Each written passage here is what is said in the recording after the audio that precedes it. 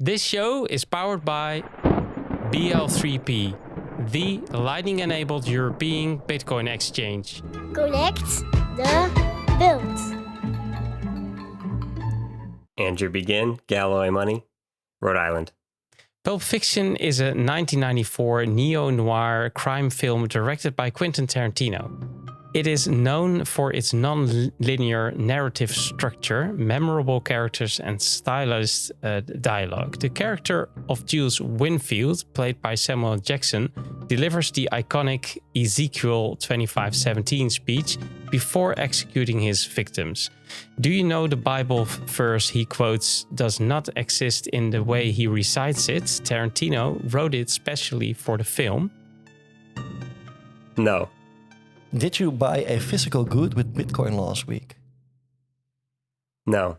Volleyball was invented in 1895 by William G. Morgan, a YMCA physical education director in Holyoke, Massachusetts, USA. Did you know it was initially called Mintonet? No. Woodworking is one of the oldest crafts in the world, with evidence of woodworking tools dating back to the Stone Age. Do you know the world's oldest known wood sculpture, the Lion Man, is estimated to be over 40,000 years old? It was discovered in Germany in 1939 and showcases the early mastery of woodworking techniques. No. If you're not spending sats, you're short Bitcoin. Yes.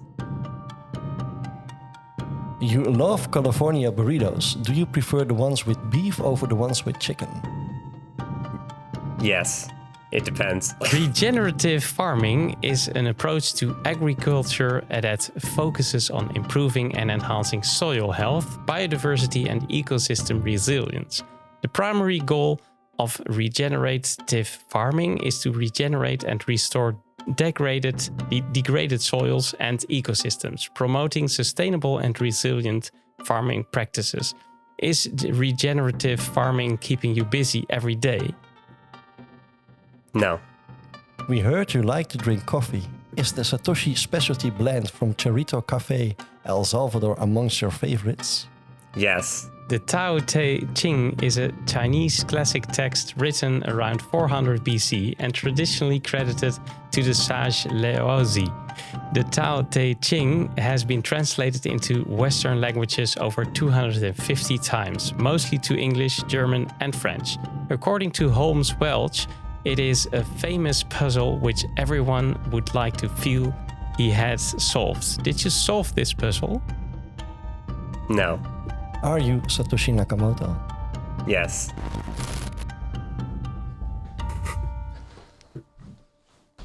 Welcome to the Connected World Weekly Podcast. I'm Edward. And I'm Steph. We are ready to take you with us into the beautiful world of the Lightning Network. Enjoy the ride.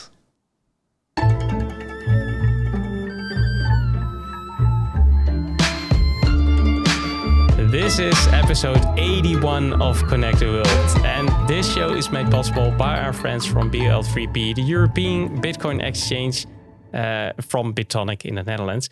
Thank you guys for helping us out to complete our mission. And if you also want to help out, then support us in our mission, follow us on Twitter, subscribe at our YouTube, and of course go to our Telegram group where you can get in contact with us and ask us every question you would like. Conecta el mundo. Andrew. Welcome, Andrew. Good to have you on the show, man. Nice to be here. I'm a fan. It's fun to be on the other side of the camera, on the other side of the video, you know, on the yes or no's and everything. So yeah, thank you for having me. Oh Really yeah, the yes and no's. The pleasure is ours, man. And I had so much fun creating those questions because the people don't know. We sent a script before the recording, and then our guests we asked the guests to fill in some basic stuff about themselves and your favorite book, your favorite hobbies, yada yada. And at the favorite book, you said the Tao Te Ching, and I was like, oh, I never heard of that book. And then I was Googling it, and it was like a very old, classic Chinese text, and I was like, is this guy trolling me, or is he for real? Did you say this is episode 81? It is episode 81, yeah. So the Tao Te Ching is a book of 81 chapters. Oh, man, really? And each chapter is only a paragraph or two. It's very short. Awesome. You can listen to it in 2 hours max. It's amazing. Check it out. But you did read it then, because I was thinking he's trolling me, man. Because I'm dead serious. I'm dead serious. Really? I've listened to that book 100 times. Yeah, it's amazing. And why is this so difficult then? Because I read also that people had real difficulties to just translate it, because the Chinese culture is so different from let's say the English culture. So they had real big problems to get it translated correctly. And I can imagine, because I didn't read the book, but do you understand what they mean? Yeah, I do. So, there's probably a couple things to it. First of all, translating, I think, Chinese to languages to other languages is tough, because just some things don't translate specifically. Yeah. So in Chinese, you might have a saying that says you're going to go take it from 7 to 8, which means it's becoming intense or something. Mm-hmm. And so I think unpacking that from a 5,000-year-old book is probably very difficult. But in the translation that I listened to, the intro says, this book is a finger pointing at the moon, right? And you may have heard this Buddhist, saying or something, where if you're looking at the finger, you can't see the moon. So it's you're trying to take you're translating the finger, but it's pointing at something different. So you can't just translate the text. You have to translate what it's trying to mean and trying to say, which is essentially at the core is non-attachment and what you might consider when you think of Buddhism or Taoism or something like this. So it's fantastic. Yeah, and I also learned that it's mostly difficult because of the difference in emotions and moods and all that kind of stuff. It happens to be very different in even on text in China than in let's say English. So you know this book though, if you've heard a saying the journey of 1,000 miles starts beneath your feet, or with a single step. Or I think it's referenced, and I know it resonates. The name resonates, so perhaps it is below some quotes that I've read before. Because well, your pronunciation was also on point. Really? I think you read the book. No, the Tao Te Ching. And I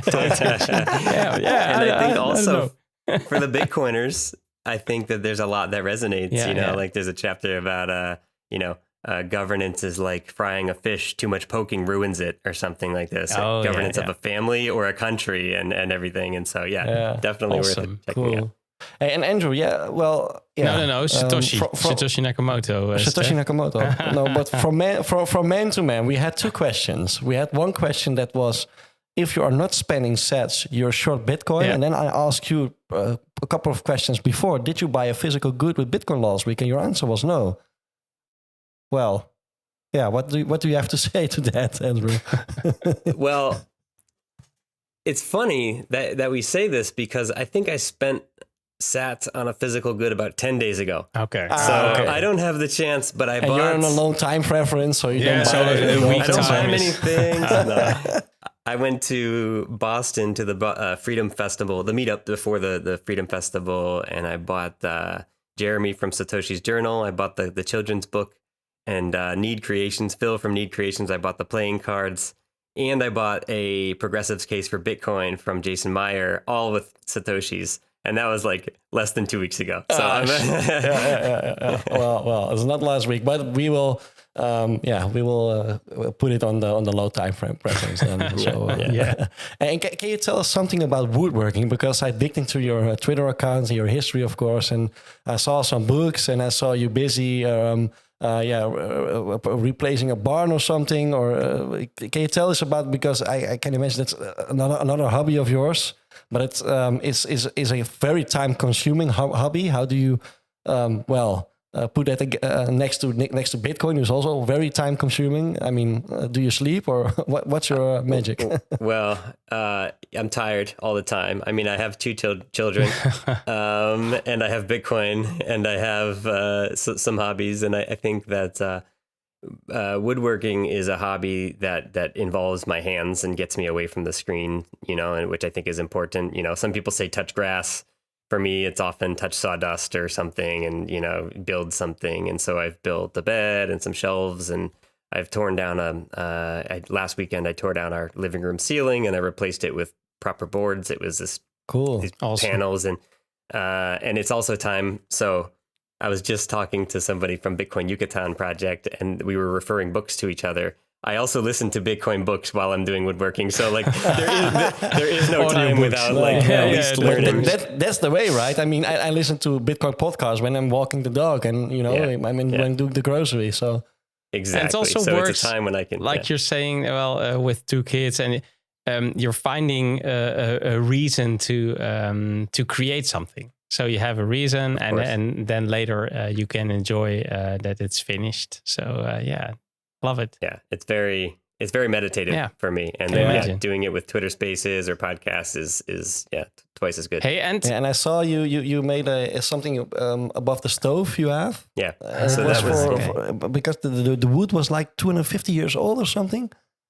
Yeah, it's funny. I've only been a Bitcoiner for a handful of years, but many of the things, the qualities that I have or that I enjoy aligned very well from the beginning, which is don't be over consumeristic and buying new and cheap things. I've always enjoyed quality and age. And so we found some 250-year-old chestnut boards from an old farmhouse. And it's funny because lumber is so expensive that like you couldn't even buy this much wood for as much as we got this old wood and has character to it. And so I built a shelf for my wife over the stove, which she designed, and I built that.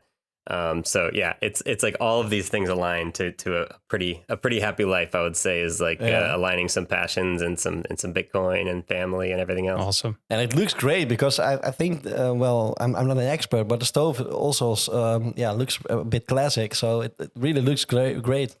Funny story about the classic stove. We had one of these glass top like new stoves, and we were remodeling our kitchen, and I kneeled on it and I put my knee through it. And this is like a $2,000 stove, probably. I don't know. I didn't buy it. It was here when we got the house. And so we gave that one away, and we bought for $200 like this old classic stove with old school knobs. Same thing, my car. Everything I have is like, it's old, but it's quality. You know what I mean? So Perfect, man. Yeah, well, great story. We're going to talk about Gallo Money and Blink Wallet, but maybe you can give us a small introduction of how did you get involved into those projects before we start? Yeah, sure. So it was it's actually been about 2 years now, almost coming up on 2 years working at Galloy. And when I started falling into the rabbit hole, I fell extremely quickly.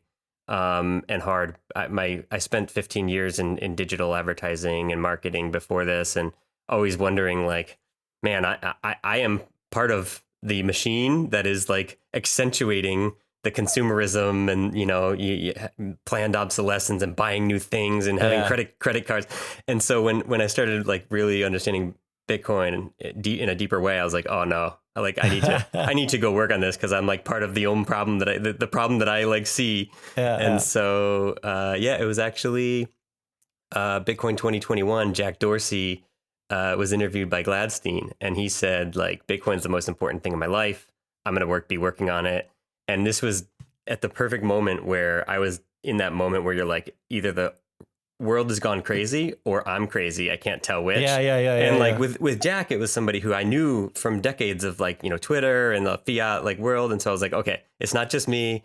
And so I got my resume dusted out. I found Galloy and been here, about 2 years. It's been amazing. The team is just killer, remote around the world, building open source Bitcoin banking infrastructure. Yeah.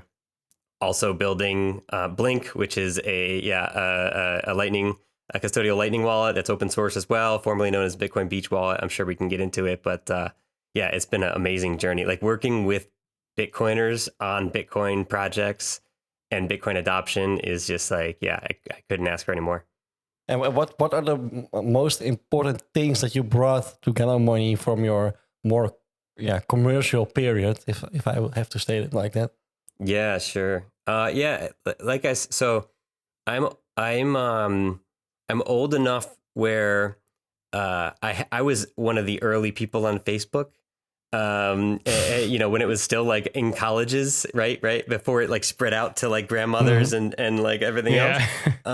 And so I'm in this millennial type of age group where every job that I ever had, I was doing something that nobody knew how to do because it was pretty new. It was brand new. There was no learning about it in school. Search engine optimization, social media marketing, like all of these different user experience, right? Like you know, now you have like you can get a degree in user experience, you know, and like and before it was like you just had to figure it out.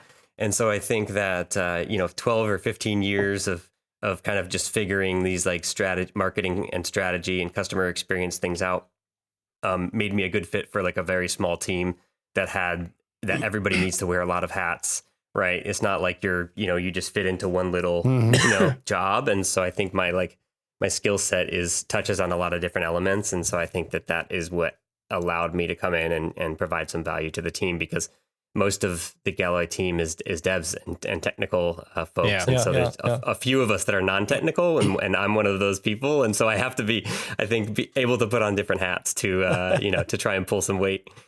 Sounds like I can also apply for a job then, because I'm test it out with some questions, Steph.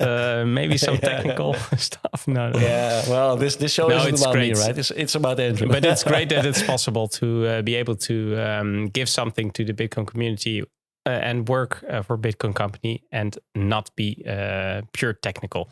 So that's also good for everybody to know. Yeah, sounds like a great fit to me. Indeed. So. Okay, man. Well, thanks, Andrew, for now. Let's head to the 21 minutes, because we have all kinds of questions for you about Galloy Money and Blink Wallet. And we would really love to ask you. All right. Conecte o mundo. Well, you said it before, the Bitcoin Beach Wallet, that was the origin, started as great proof of concept. And with Blink Wallet, Galloy is aiming for speed and more convenience. Can you elaborate on some of the technical features of Blink that differs from the earlier version? Sure. So so Blink is the Bitcoin Beach wallet. So it's the same wallet. If you downloaded it a year and a half ago and then you updated it, it will be the same wallet. It's evolved, right? And so the original Bitcoin Beach wallet was built in 2020. Prior to the Bitcoin law in El Salvador even being announced, and it was built on the ground in El Zonte. So Nicolas was down there, testing it out with merchants and community members, so it's designed for bottom-up Bitcoin adoption, right? And so for people who are experiencing experiencing Bitcoin through the Lightning Network, right? Rather than like, okay, you get orange pilled, you do 500 hours of research, and then you say, oh, Lightning is cool, I'm going to like dabble. It's like, no, this person's like, hey, do you want to accept Bitcoin for like your product or service, right? It's a very different like approach. Yeah. And so many of the things that were initially, the features that were initially there, as well as the features that we've been adding, come from that context, which is like, what do people at the forefront of Lightning adoption, like using Lightning as money, need? And so in the early days, it was things like the printable QR code, right? So a printable pay code you can scan so that, somebody who's selling a snow cone doesn't have to wash their hands, put it down, take a phone out, create an invoice, right? Because that's more difficult than just saying, give me $1, right? And humans hate change, right? So you need to make it better than using cash or credit card or whatever they're using. So things like that, like pay code, it has a map feature. So like, which is a cool tool to be able to find out where to spend Bitcoin, but also for a merchant to say, hey, your two neighbors are accepting Bitcoin. Would you also like to be on the map, right? And now we have btcmap.org, which is a fantastic project. But like in the early days, didn't have that. It also has an education section in it, so people can be confident to say like, oh, I only have 1 minute. Yeah, I'm in a taxi cab, and like I'm like, hey, download Blink, and it'll teach you like the basics. It'll like, you know what I mean? Like I don't have time to tell you, right? But you're setting somebody off on the right foot on something. And then there's a lot of other features that, we're just nonstop, right? So one of the things that we've realized maybe 6 to 9 months ago is that the Bitcoin Beach wallet helped El Zonte build their circular economy. It was, a lot of the credit, most of the credit goes to the people, right, behind these projects. but having a good tool or good tools in the toolbox is helpful as well. And so now there's 50 other projects that are trying to replicate Bitcoin Beach experiment all over the world. Yeah. And a lot of them were saying, I want to use Bitcoin Beach wallet, but we needed to spend some time on the wallet. So we added languages. We went from like 5 to like 20 languages. We added display currency. So if I'm in Brazil, I can see Real. And if I'm in, South Africa, I can see Rand. And so we had to go about making it more accessible to people.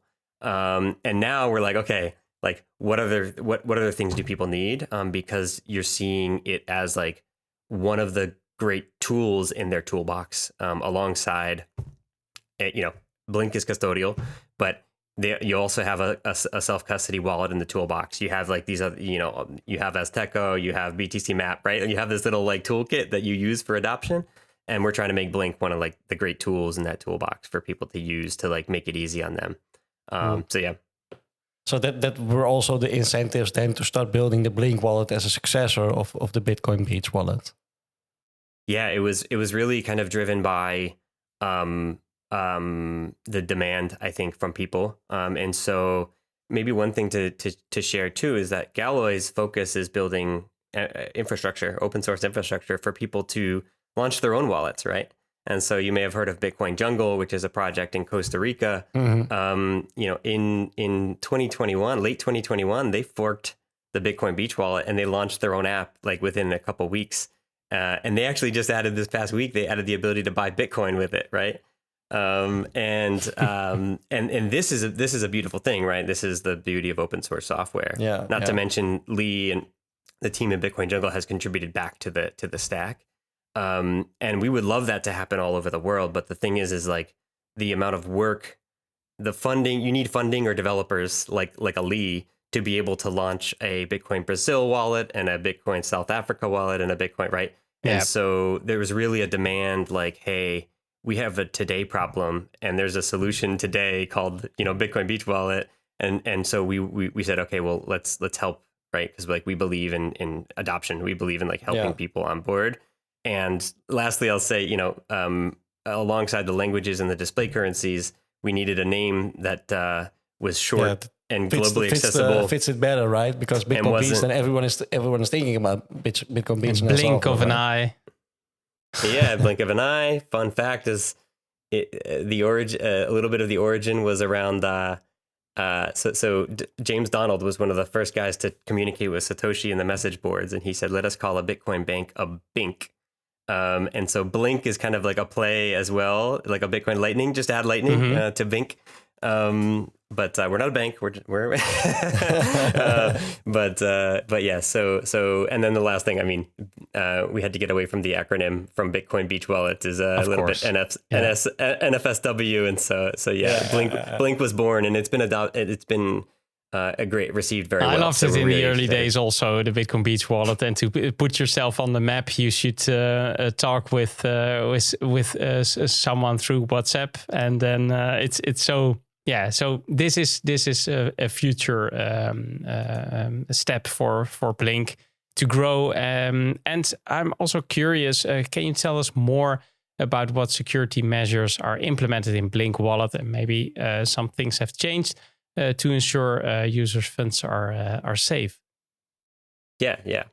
And actually, before I answer that, the one feature that I completely glossed over because I feel like it's been there for a little while is stable sats, right? Stable sats, yeah, of course. The thing that one of the things that people wanted access to was stable sats to be able to hold value constant in a Lightning wallet, because it lowers the friction for onboarding people to say you can use the magic of Lightning without yet having to be ready to be exposed to volatility. So if you're a merchant selling hot dogs, you earn $20 and tomorrow it's also $20, right? And then you can like orange pill yourself over time and learn about that.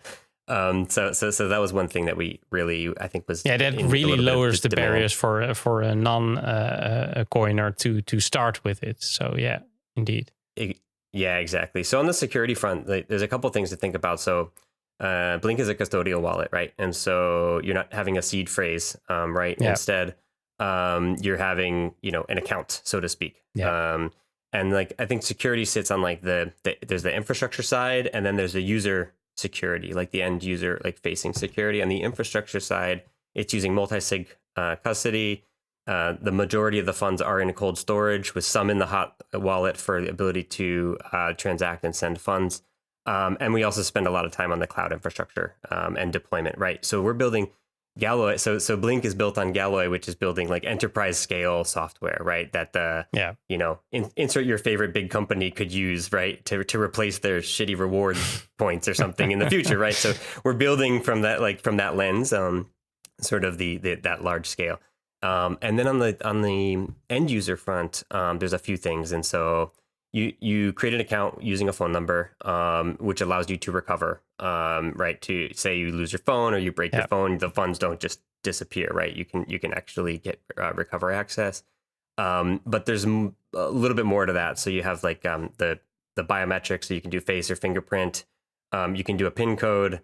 And then we're adding, it's like probably launching within the week or two, is email or like 2FA, to be able to say, okay, not just like relying on a phone number, but say I'm going to attach an email to it or like an authenticator code or something like that. And then there's like the social side of security, because most of the small businesses in the world, or most of the businesses in the world, are like 2 people or 4 people, right? And so if you're a merchant wants to accept Bitcoin, you don't want to give access to your wallet to your employees just so that you can accept Bitcoin. And so we have, for instance, like a web app, which is a point of sale. We call it the cash register. And like your employee can pin it to their home screen, and now they can accept Bitcoin. It's receive only, right? So like there's security in that way as well. So I think security has many different vectors. And we try and think really hard about all of those. And what steps are taken by Galloy and Blink Wallet to make Lightning transactions more user-friendly for those who might not be technical inclined? You already touched some of the subjects, obviously, but can you maybe elaborate a bit more? Yeah, I think this is one of the biggest things that needs to be solved, and that we spend a lot of time from the early days thinking about, and we still do, because as I said, like, many of the people who onboard to Blink, it's their first Lightning wallet.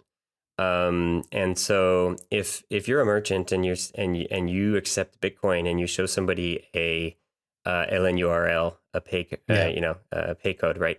And they're using Strike or Chivo or something like this, it doesn't pay to that. And like the interoperability of Lightning wallets is a very difficult problem. And it's not really to place blame on everybody. Everybody is at their, there's like, 30 different specs like to be thinking about and working on.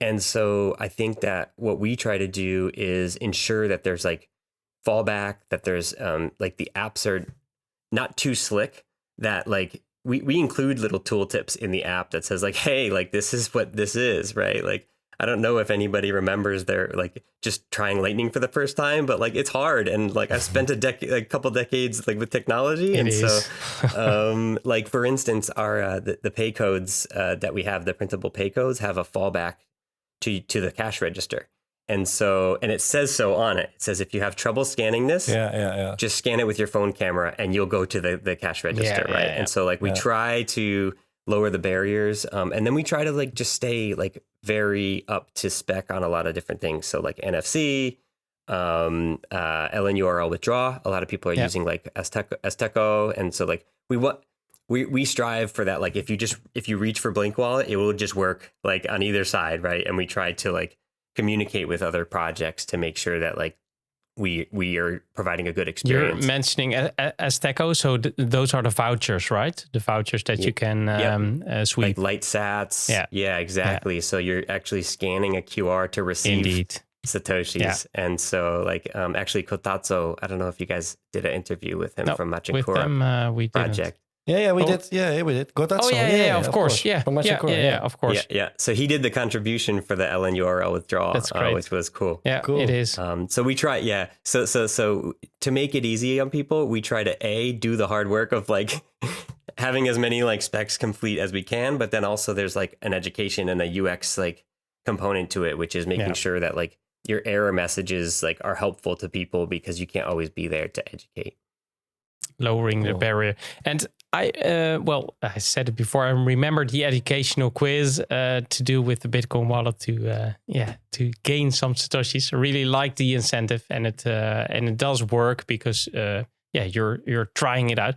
In another interview, the growth of accessibility was discussed, and in terms of education, could you elaborate on what educational resources Galloy provides to its users? Maybe through Blink, of course. Yeah. So education, I think, is probably the biggest thing that will make or break Bitcoin adoption, is like getting the right type of information to the right individual that meets them in their context. Yeah. And so you saw with the early sort of the earn section that exists today. It's just a couple quick lessons to give you the basics. Actually, Kemal Pretiflaco on our team has revamped that section, is now 6 times bigger and earning more sats. So it's not yet built into the app, but it's available for people that want to see it. Some more education to go a little deeper into the orange pilling for people. But I think that there's a couple other things. As I mentioned, there's I call it 50 different communities that are doing similar things, which is to follow the footsteps of Bitcoin Beach and try to create circular economies. And as a product that many of them are using, we try to like convene people to say, hey, like you guys should connect each other. So we actually had a call about a week or two ago, and we had 40 different people from different communities, and they were sharing tips and lessons and templates, and like we actually publish guides that you can print out, and things that will help you do orange pilling. And so it's the in-app education. We have a GitHub repo with all these like posters, and you can create banners for meetups and things like that. And so we try to just be helpful and useful to especially the people who are orange pilling others, right? Yeah. Because it's lonely out there. I feel like, when you're first starting a project and like you're the crazy one in town who's like walking into all the merchants asking them to accept Bitcoin, yeah. Right? And so we try to give them tools and things and lessons and connect them with other people. That's important. Yeah. You're also making it easier for developers to build on the Galloy platform. Can you maybe explain more about this? Yeah. So the Galloy platform is essentially, and I think the best place to go, I'll show a video and then I'll kind of describe it a little bit. But Nicholas, our CEO, recently went to the MicroStrategy conference. Yeah.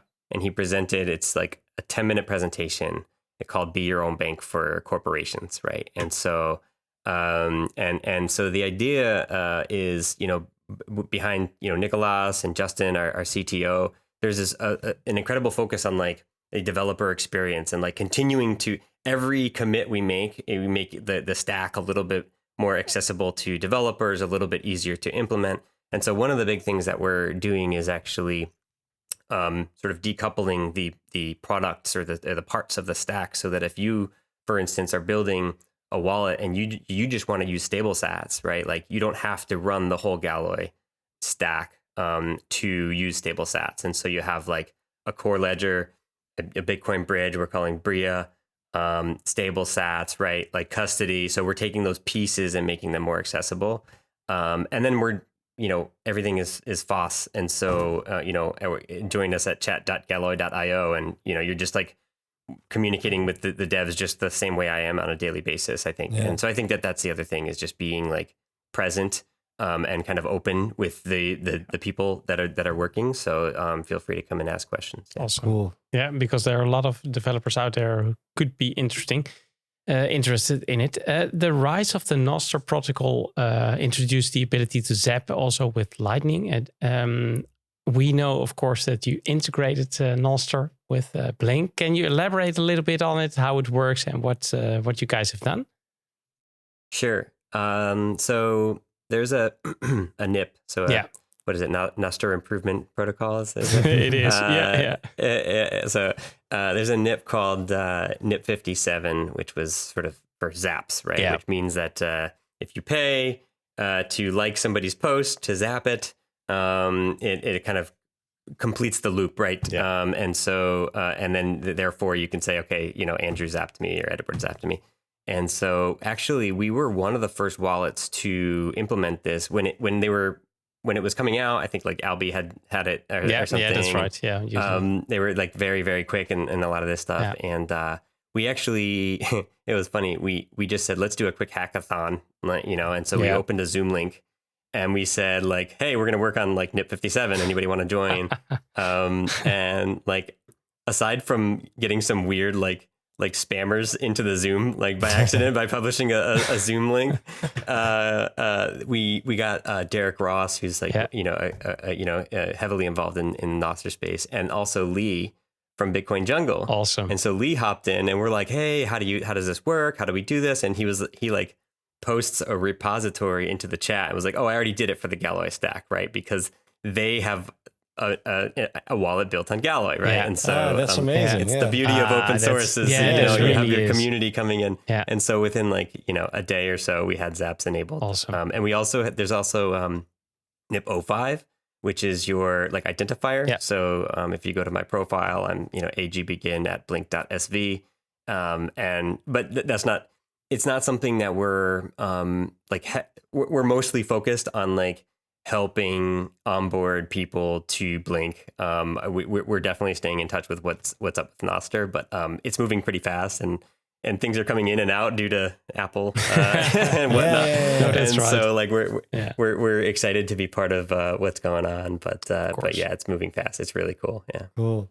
And what's your vision on the future of Galloway and the Blink wallet? Where do you see you guys at, let's say 5 years from now? It's a long time in Lightning years. It is. But no, I think it's a good question. I think that, so with Galloway, I think that we're still early, especially with our, wading through the bear market right now. Like we're still early days in terms of enterprise Bitcoin and Lightning adoption. And we're building sort of product stack for like enterprise scale products, right? And so right now, I think what you see is that enterprises are dipping their toe into Bitcoin and they're saying, okay, I'm going to spin up a quick like node. I'm going to issue a press release that I accept Lightning and see what happens, right? It's like very like non-committal. It's like the same with blockchain back in the days. I'm a blockchain company. Yeah. Right. In the coming years, I believe that, companies that decide that they're going to get into Bitcoin and sort of like plug into Bitcoin and the Lightning Network in a meaningful way, they're going to be looking to a stack like Galloway, like that enterprise level stack. And then with Blink, Blink is as I mentioned, a toolkit, or rather a tool in the Bitcoin adoption toolkit. And so Galloway is kind of like building for sovereign organizations. Yep. Blink is building for like helping drive global adoption. And I hope that because it's open source, I hope that there's many Blinks in 5 years from now, and the end user will win due to the competition. That will be great. That will be the main goal, right? To succeed in both of them. And can you maybe share some, because I can imagine that you guys at Galloway are talking to big companies on integrating your service. Do you have maybe some companies that you're talking with now? And I can imagine that some of them are also must keep kept secret, but maybe you can. Oh, ran out of time. Saved by the bell. Indeed. There's a lot of very cool conversations happening about the Galloway stack. Again, with Nicolas presenting at MicroStrategy for corporations, there was a lot of big like consultancies there and big companies there. And so there's some interesting conversations going. I'll say, because he said it first, Eric from Prospera in Honduras was on Stefan Lavera and was like, hey, like I'm really interested to see, what we could do with Galloway at some point, right? And so like, I think that there's a lot of interest, right? There's also a lot of building going on, which can't really, you can kind of see it if you hang out, like come to chat.galloway.io, you can kind of like poke around and connect with people who are interested to build on it. So yeah, I'm really excited about it. Cool. And we are too. Yeah, we're going to follow it. Yeah, of course. And it goes in parallel, right? So building and of course, all those companies getting together if the innovation gets further ahead. So then things will change. So thanks again. We had a lot of more questions about the Lightning Network, of course, but this is so interesting. So maybe next time we should do the other questions. So thanks again. Conecte o mundo. Yeah, we have one question left for you, Andrew. And the fun thing is you may choose him yourself. Yeah. I have one prepared from Max DeMarco. He's a Bitcoin filmmaker. We have one from Albert Bu. He's from Neutron Pay. And one from Kian. He is from Stacker.news. Gotta go Kian. I'm a huge Stacker News fan. Cool. Here it comes. Let's go for it. Hi, my name is Keon from Stacker News. I'd like to know when you think people will spend Bitcoin more than they save it. Right now, today, there is a growing cohort of Bitcoiners who believe in spend and replace, spend and stack. They're all over the world. They may not be in the U.S. or in some of the countries that that some of the Bitcoiners live in, where the hodlers are, but there are spenders, and it's happening today. Cool. Awesome. Соедини этот Okay, мир. where can people follow you, Andrew? Can you maybe share your Twitter or obviously the projects? Well, you already mentioned Gallo.io, but maybe some other websites to share. Yeah, personally, AG Begin on everything, Twitter and anything else. Galloy. So if you want to build, connect with us. Chat.galloy.io is probably the best place, or github.com/galloymoney. And try out Blink. Go to blink.sv is the best website or best place to go to get the wallet, or on Twitter at BlinkBTC. Awesome. Cool. It's easy Thanks, to Mike. remember. Thanks again. And thanks for listening for all the others. And thanks to all the members participating in Sushi Radio Rings of Fire. And of course, thanks to everyone helping to connect the world with us. So if you like our content, then please support us in our mission. Visit our website, connecttheworld.live, where you can also donate and subscribe, like, and share our content on your favorite platform.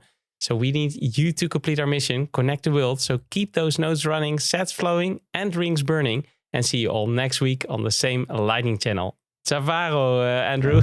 See you. Bye-bye.